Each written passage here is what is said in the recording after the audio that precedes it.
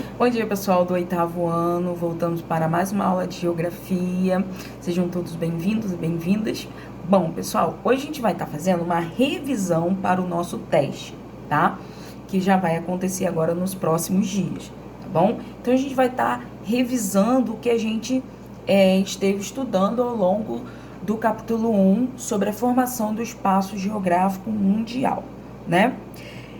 De início, né, falando sobre já o que a gente já vinha falando, a gente viu que o mundo, ele nem sempre foi constituído dessa mesma forma, né? Ele vai passar por diversas modificações, né? Vários povos vão migrar, né, se deslocar de um lugar para o outro. Então, a gente vai estar em uma constante modificação do espaço, né, mundial, desse espaço geográfico, que é modificado cada vez mais pelas nossas ações, ou seja, pelas ações humanas, né? Então, a partir de estudos, percebeu-se, né, que devido a esses deslocamentos, né, vão ser encontrados vários registros, né, espalhados pelo mundo. Por exemplo, a partir disso, desses estudos, a gente compreendeu que um dia Brasil, né, o Brasil ele esteve próximo, né, ao continente africano. Por quê? Porque foram encontrados fósseis aqui no Brasil que foram encontrados na África. Então, chegaram à conclusão de que os continentes um dia foram ligados, né, que a gente chama de Pangeia. Bom, e aí a gente vai ter o processo da migração, né, que é o deslocamento populacional. E esse deslocamento populacional ele vai acontecer desde antigamente até os dias atuais, né? Bom, e a partir disso, tá? A gente afirma, né, a partir dos estudos, os cientistas vão afirmar que os primeiros Homo sapiens, eles vão começar a migrar de um continente em direção a outro, né? Na página 2 e na página 3 a gente vê isso, né? Que o Homo sapiens, ele começa a se dispersar de um continente para outro, ou seja, expandindo, né, os continentes, expandindo as áreas, explorando, na verdade, as áreas dos planetas. E aí, de qual continente esse Homo sapiens começa a se deslocar para outros continentes? Então, em princípio, né, de acordo com a ciência, o continente que vai estar dispersando os primeiros Homo sapiens é o continente africano. Vai ser a partir da África que, né, a movimentação do Homo sapiens vai se dar pelo planeta. Então, o Homo sapiens parte, a princípio, né, de acordo com a ciência, da África em direção aos outros continentes. Correto? Bom, além disso, pessoal, nós vimos também a questão da formação, né, e da organização política dos países, né? Atualmente, né, um país, para ele poder existir, é necessário que existam, na verdade, alguns fatores, correto? Bom, quais são as principais características, né, para ter uma condição de existência de um determinado estado? Na página 8, vocês vão ver aí as principais condições, as principais características necessárias para a existência de um estado-nação, ou seja, de um país. Quais são? Primeiro, a gente tem que ter um território fixo. Esse território ele vai ser delimitado por quê? Por fronteiras. Justamente porque vai ser dentro desse território, dentro dessas fronteiras, né, que a gente vai ter alguém governando, que são os nossos governantes. Então, por isso que a ideia de território está relacionada à ideia de poder, tá? Então, primeira característica aí necessária para a existência de um estado: possuir um território delimitado por fronteiras. Uma segunda, ter uma população. Porque não adianta eu ter um território se eu não tenho uma população povoando ali o meu território. Então eu tenho que ter uma população. Além disso, eu tenho que ter um governo que represente quem? Essa população. Por isso que a gente escolhe os nossos representantes. Porque como não tem condições de colocar todo mundo para governar, a gente vai escolher, né, aquele que a gente acha mais... que a gente considera melhor, né, para poder representar a população. Então, além de um território, de uma população, a gente tem que ter um governo que represente essa população.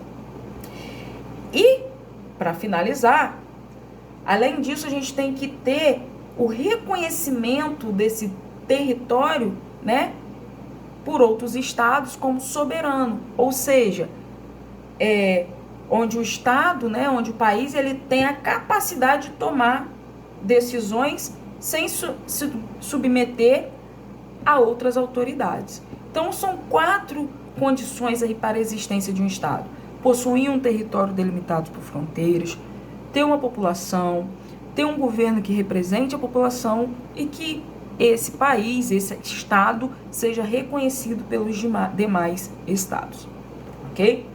Bom, então a gente também viu que os países, eles são organizados a partir do estado, né? Estado-nação, e também pelo governo.